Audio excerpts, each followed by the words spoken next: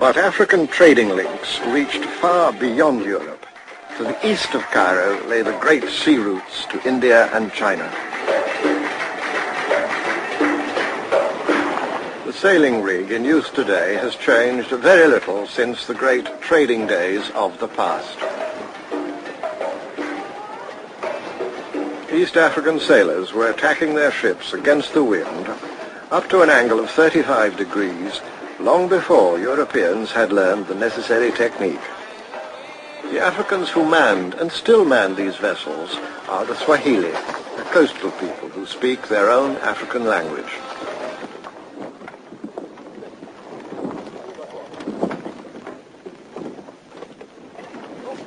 Really, these mariners were at home on the highways of the sea, just as in West Africa the camel caravans traversed the Saharan ocean of sand. So did the ships of the Swahili traverse their ocean of water. Once again, this time in the east, linking the African interior with the markets of the world.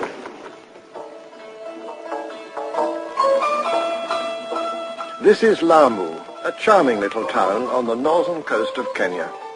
It was the destination of many of the ships coming down from the Red Sea, the Persian Gulf, and some from as far away as India and even China.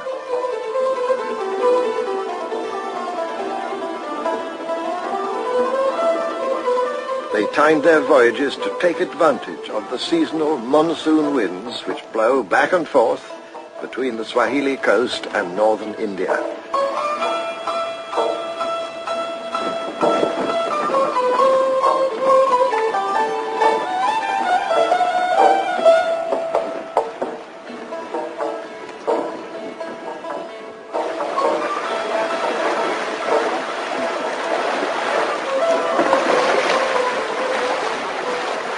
The ships brought with them not only goods for sale, but a wide range of ideas and beliefs.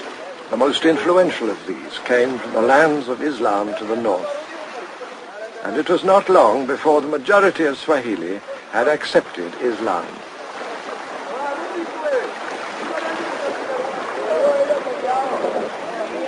In spite of this northern influence, much of their culture has remained distinctly and uniquely Swahili, and it has kept its own identity.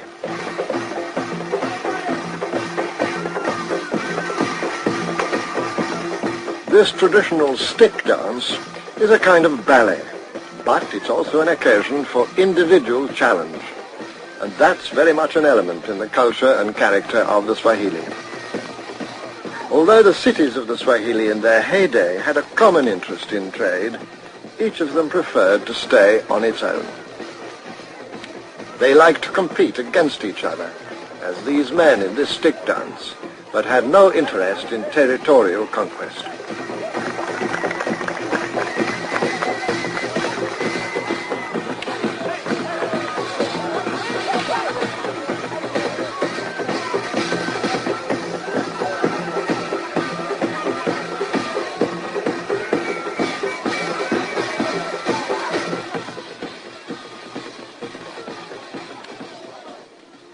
Lamu was just one of many Swahili towns, built in coral stone all the way along the coast from Somalia down to Mozambique.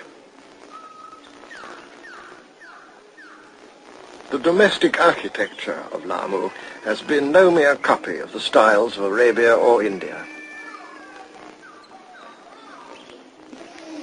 From the outside of a traditional Swahili house, there's really nothing to see except a blank wall and a porch with benches for receiving guests. And even when the handsome front doors are opened, there's still only a blank wall behind them. But once inside, it's a very different story. 600 or 700 years ago, when houses like this one first began to be designed and built by Swahili architects for leading men and merchants, there were few houses anywhere else in the world so well designed for comfortable city life. This particular house dates from the early 18th century, but much older examples of Swahili domestic architecture not only demonstrated a unique construction and embellishment, but were built to a high standard of what we now call modern conveniences. While the inhabitants of London in Elizabethan times were emptying chamber pots out of the window, Swahili residents of Lamu who could afford such a house as this enjoyed the luxury of good internal sanitation. These old Swahili houses spell out for us the basic aims that guided the architects in their design: to make the best possible use of local materials, finely plastered coral stone, necessarily short rafters of mangrove tree poles, and then to ensure a high level of domestic privacy, and not least to show off and guarantee the creditworthiness of the owner, so essential in a community whose livelihood always depended on the profits and the risks of long-distance trade. Lamu is nowadays the best preserved of the old Swahili coastal towns, but it was by no means the most important.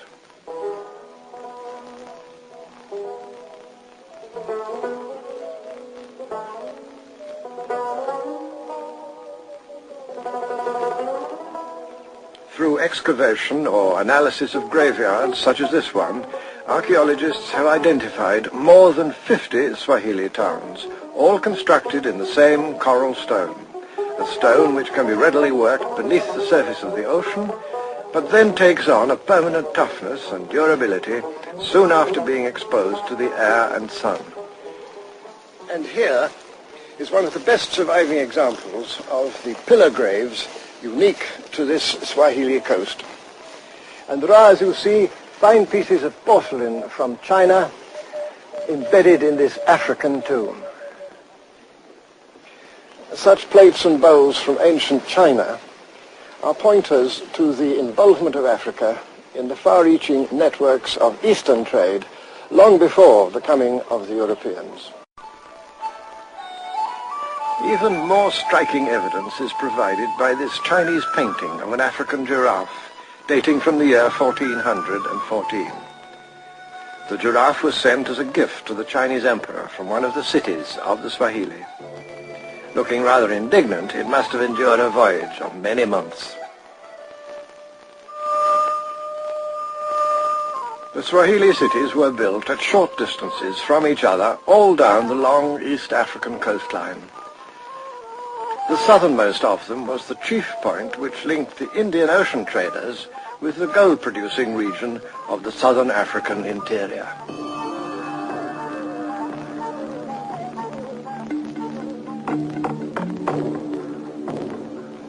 On this high and fertile plateau, a flourishing civilization had developed, which, like the kingdoms of West Africa, played a decisive role in the trading patterns of the Middle Ages.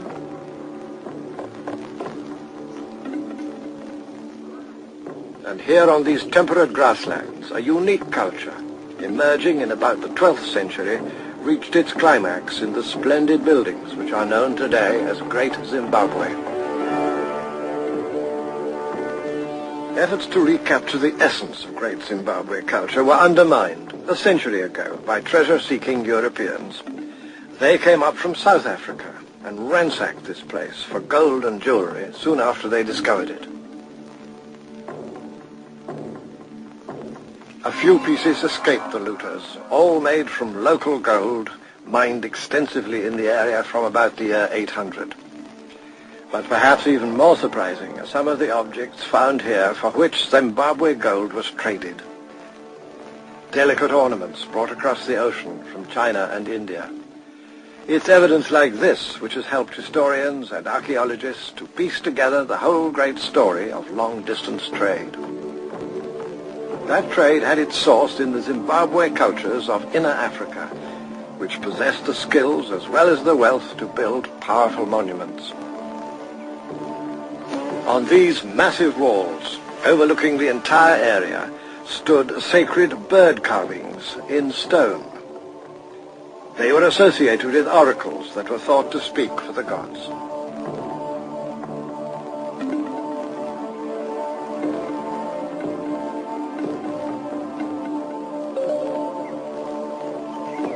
The religious heart of Great Zimbabwe stood on a hilltop commanding the surrounding countryside. In the valley below, the king had his royal residence. All this activity called for a strong central government, and that government was formed by their king and council, who ruled from here through lesser kings and governors in a wide territory across the vast central plateau of southern Africa.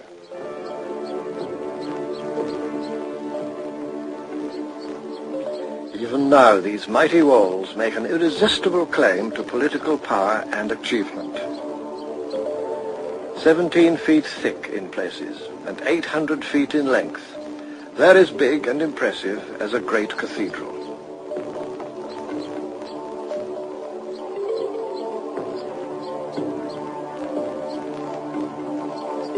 Far too impressive, as it turned out, for the white settlers of later years. They refused to believe that this could have been the work of Africans, or that these very Africans had a trading network which stretched right across the known world.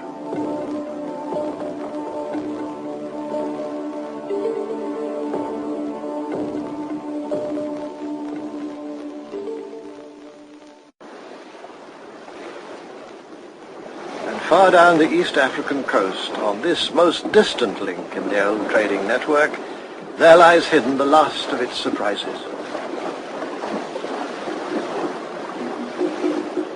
On a long voyage southward, the traders pursued their route far beyond Zanzibar. There they approached what was once the most important and famous of all the Swahili trading cities.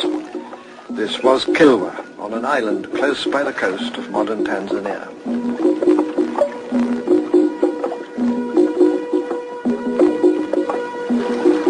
It's hard to get here, for Kilwa remains quite untouched by the modern world.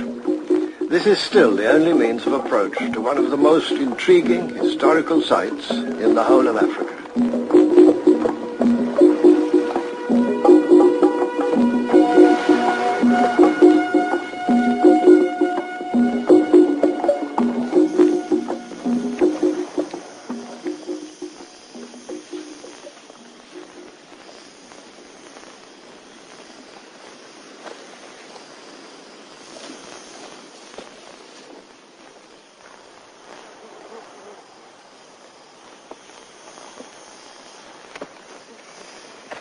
Surprising as it must seem, up these steps some 600 years ago came visitors from all the countries of the Golden East, ambassadors, merchants, soldiers, mariners. And what they saw, spread out before them as they reached the top, was a scene, a sight of remarkable and even unique splendor. But ruin struck long ago. Rising to great commercial wealth in about the year 1200, Kilwa was once a place of comfort and urban splendor. Its royal palace, one of the grand buildings of Islamic and Swahili culture, as portrayed in this accurate archaeological reconstruction. Here was one of the high points of civilized development promoted and sustained by Africa's trading networks. Placed on the edge of the ocean skyline, Kilwa was much admired by our old traveling companion, Ibn Battuta. He came here in 1332 and remembered Kilwa as one of the most handsome towns he'd seen in all his travels.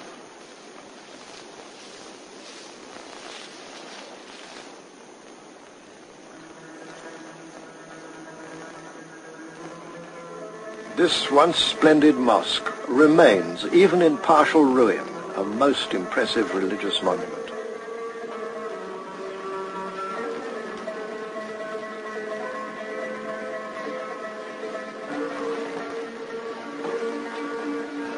Here on the distant fringe of the world of Islam, the African citizens of Kilwa honored their membership of that world with a taste and craftsmanship distinctively their own.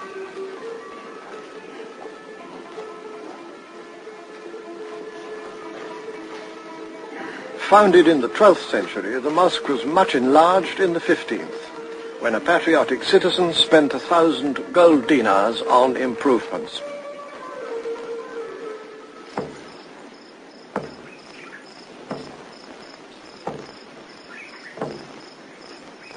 Very soon after, in the year 1498, an event took place which was to lead not only to the ruin of Kilwa, but in due course to the destruction of the Swahili trading network all along the coast.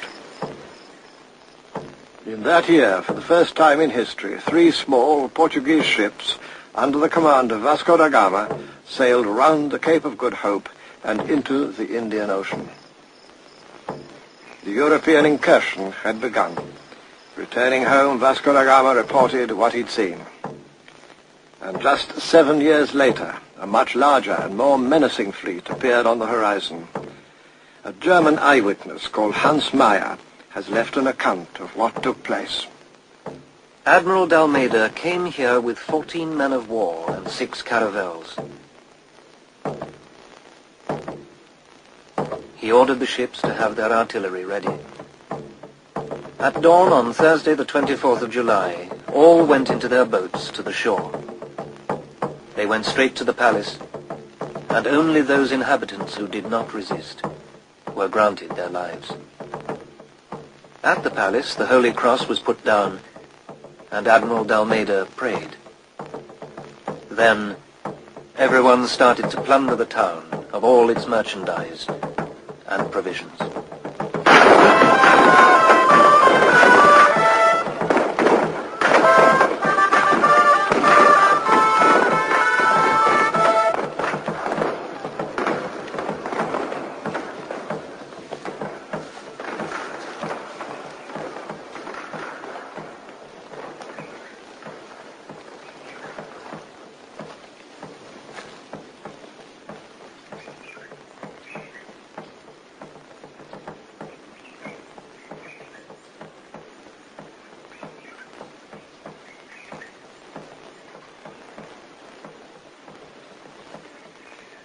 The sack of Kilwa by the Portuguese in 1505 marked a turning point in the history of the whole East African coast. For the Portuguese, and after them the Dutch, the English, the French, seized the Indian Ocean trade and turned it to their own benefit. The old Swahili cities of coral stone, which had depended on that trade and now lost it, fell into decay. Indeed, Africa had now to suffer a long period of destructive conflict and confrontation begun by the outside world, and this would continue until these old splendors of the African past were all but forgotten.